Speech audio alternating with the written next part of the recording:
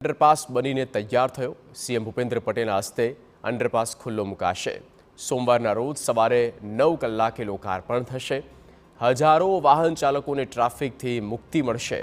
અગાઉ રેલવે ફાટકને કારણે વાહન ચાલકોને હાલાકી થતી હતી। અંડરપાસને વિધાનસભાના પૂર્વ સ્પીકર સ્વર્ગીય ધીરુભાઈ શાહ નામકરણ પણ કરવામાં આવશે। અમદાવાદના પાલડીથી લોક ગાર્ડન અને સીજી રોડ જતા જે વાહન ચાલકો છે જે પાછલા કેટલાય વર્ષોથી પરેશાન થઈ રહ્યા હતા તેમના માટે રાહતના જે સમાચાર છે તે મળી રહ્યા છે। આપ દૃશ્યમાં જોઈ રહ્યા છો તે જે નવનિર્મિત અંડરપાસ જે પાલડી અને લો ગાર્ડન જે રસ્તો છે ત્યાં વચ્ચે બનાવવામાં આવ્યો છે તેનું સોમવારે સવારે 9 કલાકે રાજ્યના મુખ્યપ્રધાન ભૂપેન્દ્ર પટેલના હસ્તે જે લોકાર્પણ છે તે કરવામાં આવનાર છે।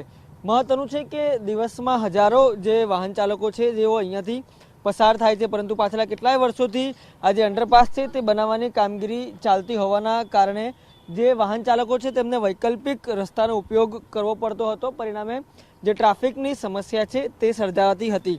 આ જે અંડરપાસ છે તેને વિધાનસભાના પૂર્વ સ્પીકર સ્વ ધીરુભાઈ શાહના નામે બનાવવામાં આવ્યો છે। તેનું નામકરણ પણ સોમવારે મુખ્યપ્રધાનના હસ્તે કરવામાં આવશે।